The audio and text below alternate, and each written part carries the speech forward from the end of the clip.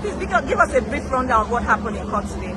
Okay, so we were in court this morning. As you can see, we just finished the proceedings before Court 9, Magistrate Court at Papa.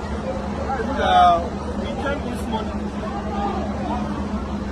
came this morning regarding the case of Alabi Quadri, a 17-year-old teenager who came to fame in 2023 during the elections when he spontaneously jumped and stood in front of the convoy of the presidential candidate of the Labour Party, Mr. Peter Obi.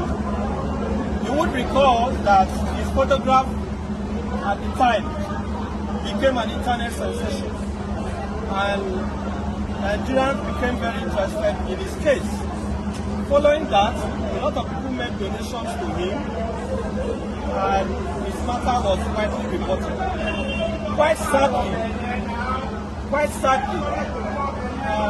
people in the community some people in the community, so-called area boys, felt entitled to be settled in quotes or to be appeased, and they demanded that part of the monies you donated to Quadri be given to them. In fact, I can also tell you that the value of their community specifically told Quadri's mother to buy a cow in rice and cook to appease the youth. Because they refused to do this family has been continuously witch-hunted since 2023. Let me also place on record that this was the second time that Quadri has been arrested. The first time, the same area boys took him before the same valley of the community, invited police to arrest him.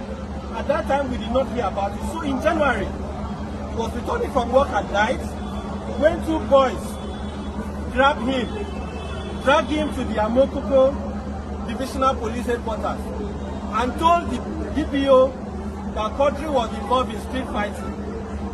To our greatest dismay, on the 27th of January, the police brought him before the same court to be remanded, only for them to get to court, and they were told that Quadri was being wanted in connection with a case of armed robbery. The family was very shocked by this development. The family had no hand in this, and therefore nobody heard about it until one Hassana brought this matter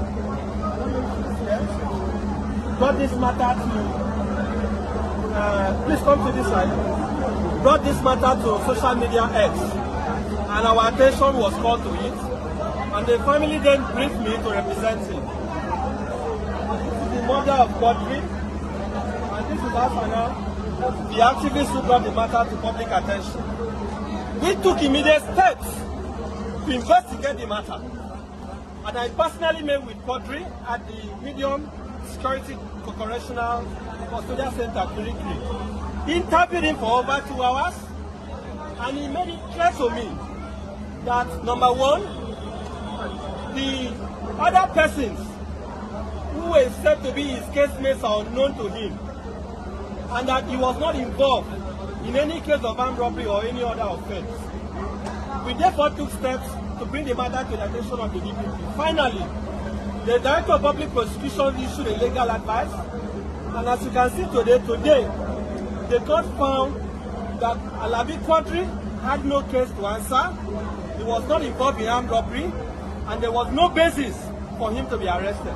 So Quadri was discharged today and has been set free. He's going to go home in the next few minutes once the magistrate has signed his release warrant. So I want to thank Nigerians who have shown solidarity with Quadri, and I want to state on record that the DPO of Amokoko Divisional Headquarters must immediately be removed. I am calling on behalf of the family that the DPO of Amokoko must be removed immediately, and that even the IPO and other officers who were involved in this very devilish act of framing up a minor for armed robbery must be made to face orderly room trial. We are also demanding that the police must pay the sum of 100 million to Quadri, having been detained since January illegally. Lastly, We demand a public apology from the Nigerian police. And we ask the Inspector General of Police and the Commissioner of Police, Lagos State Commissioner of Police, to ensure that these measures are taken. Currently, Quadri and the family are under constant threat. We may have to find a way to relocate them from where they are staying because they are not safe. They have been even at that this morning before they came to court. They still went back to threaten them. So this is unacceptable. And that in a nutshell is what transpired today. Are we going to see a prosecution of the boys who reported into the police? I know you've called for the removal of the police officers, but the people who instigated the arrest. Of course, that is why we are asking. We are going to disclose at least the alliances that we have in the coming minutes. One of them is Lege and Baba Waris. Those are the two area boys in the community. They are known, they are identifiable. We call for their immediate arrest and prosecution